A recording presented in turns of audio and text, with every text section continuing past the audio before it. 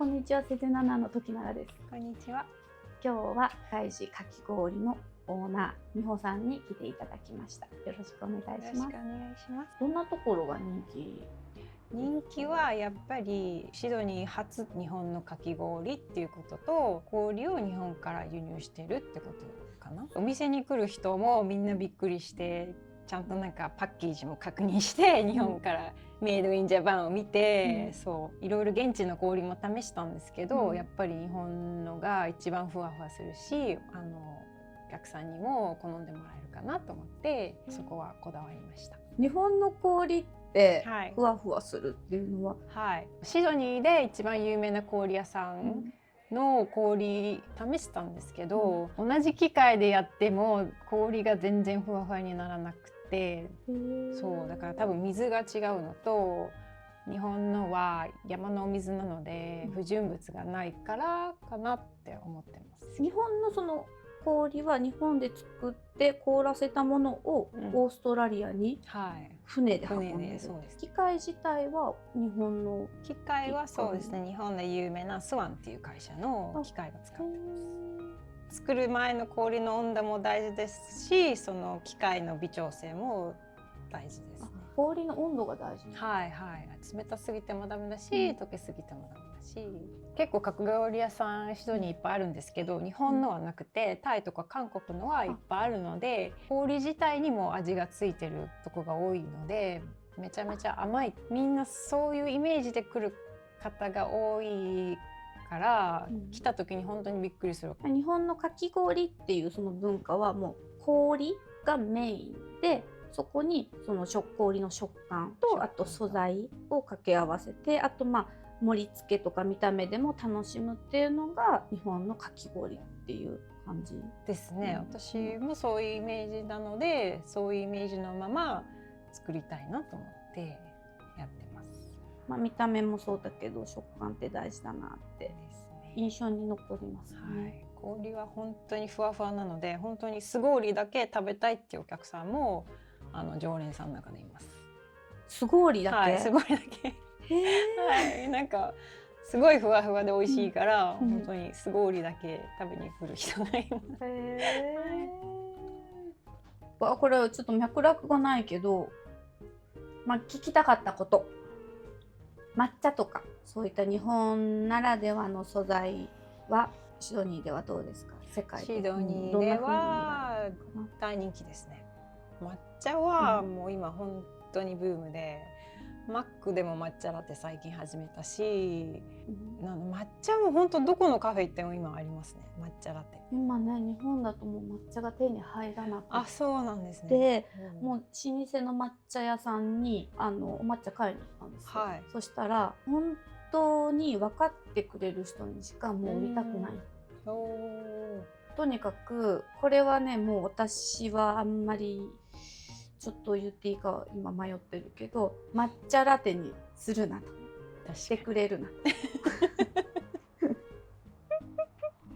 もうね、そうね、もう本当に作れる生産数も限られてるから、お茶をしてる先生とかお茶教室の人が買いに来るっていうくらいだったんです。で、向こうのお抹茶とこっちの日本のお抹茶と味が違ったりする。日本だとね、抹茶と言いつつ、その緑茶パウダーをこう使ってたりとかね、緑を出すためにクロレラを入れてたり、着色料を入れてたりするから、その本当のなんかね、うちでもそうなんだけど、例えば青汁、パウダーを入れてるサブレとかも抹茶もう緑だから、抹茶っていう風に、そうで食べても美味しいねって今ちょっとね、新商品でね、抹茶ラテと、もう一個抹茶ラテって結構ね、カフェインがたくさん含まれてる。だからね、実はその子供とか妊婦さんとか寝る前ってね、ちょっと飲めない。でも飲みたいでしょ。だからノンカフェインのですね、名前忘れたな。ノンカフェインのねラテをね、はい。作ったの。本当ですか。そう、飲み比べてね。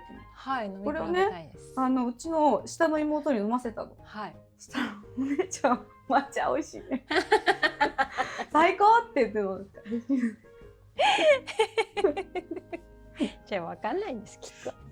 後ではいね、飲んでみま飲んす。でて、はい、わかりました。何の話をしてたかわからなくなったんだけども、原材料が大事っていう話をしたかったんだけどね。そう。そう。いや、もうさ、そう、日本のねかき氷って何って思って調べたのよ。はい。知ってますでした？日本のかき。知らないね。どういうこと？じゃあ日本のかき氷、そもそもかき氷の歴史よ。清少納言が。はい。くずで作ったお砂糖かなんかあるのかな。それをかけて食べたというのが最初に出てくるらしい。本当はもうちょっと調べたら遡れるのかもしれない。一般庶民は食べられるのが、で明治とかに入って冷凍技術が発達して一般庶民が氷を食べれるようになって、そこからその氷を削るっていう技術が発達して削って食べ始めた。でだからかき氷っていうのは日本発祥かって言ったら、まあ確かに日本発祥らしい。で他の国だと氷をメインに食べるっていうわけじゃなくて、例えば中国とかだと冷たいものを食べるみたいな感じはあるけど、その食感ふわふわに砕いたのに蜜をかけて楽しむみたいなのは日本発祥らしい。でね、その美穂さんのところのね、海事かき氷を見ててね、丸い器にちっちゃな器にこう丸く盛ってるでしょ、考えられたものなのかな。かき氷の先生がいたんです。うちのお店オープンを手伝ってくれた、それこそ東京で有名なセバスチャンっていうかき氷屋さんの人です。じゃあセバスチャンと海事のかき氷はまあ兄弟みたいな。そうですね、そうですね。形もね丸くていいなと思って。丸く、そう、丸く綺麗に頑張ってます。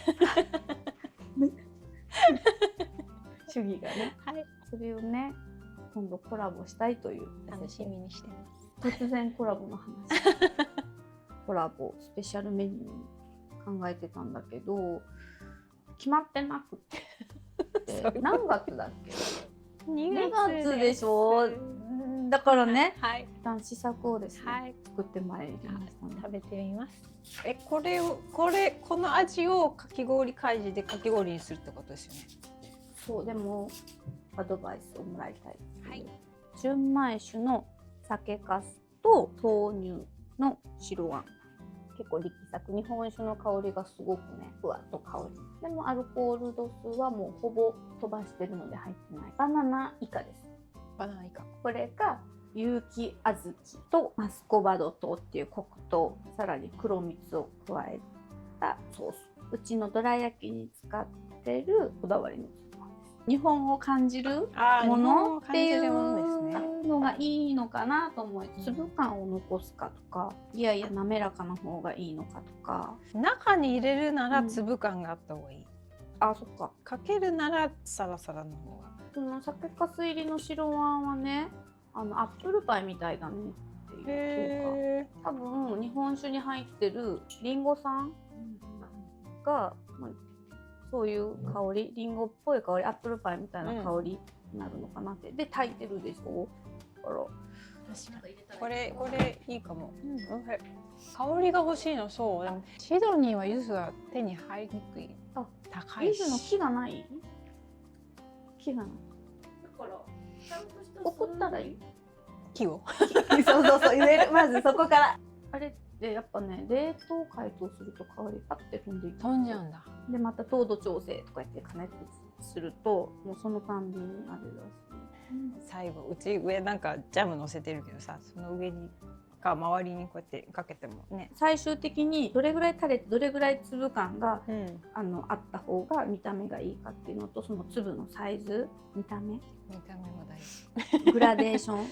私かき氷が溶けた後も溶けたドリンクとして楽しめる。確かに。そこはほら糖度で調整できるから。外にかけるシロップは甘い方がいいかも。これだとかけにくいし浸透しないと思う。あ、ちょっとかき氷の勉強しないと。ね、これくるくるしながら皆さん飲んでみて。はい、ちょっと冷えちゃったけど。ありがとう。もうこれ持ってくるの？どうかなと思って。いいじゃないですか。美穂さんの感覚としては。私はこの酒粕と白あんに興味があります。はい。はい。あまりシドニーでは見ないので使ってるお店が。なのでぜひやりたいです。わかりました。それを中に入れるかソースにするか、はい、何と組み合わせるかは、はい、考え中です。じゃあその辺はまた、はい、交互期待。SNS で配信します、ね。はい、します。シドニーの人にも味わってもらいたいです。頑張ります。はい、よろしくお願いします。